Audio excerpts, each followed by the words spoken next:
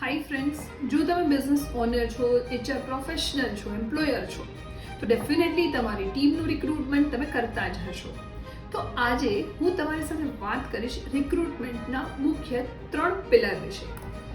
ગમે ત્યારે team higher કરવી હોય તો તેમના રેઝ્યુમનું શોર્ટલિસ્ટિંગ કરતી વખતે માત્ર ડિગ્રી કે એક્સપિરિયન્સ નહીં, તેમની સ્કિલ, અચીવમેન્ટ અને ફેલ્યુર્સ પણ ચેક કરો.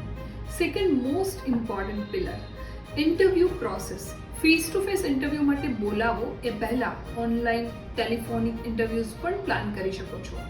ઇવન ટેકનિકલ રિટન ટેસ્ટ પણ લઈ શકો છો.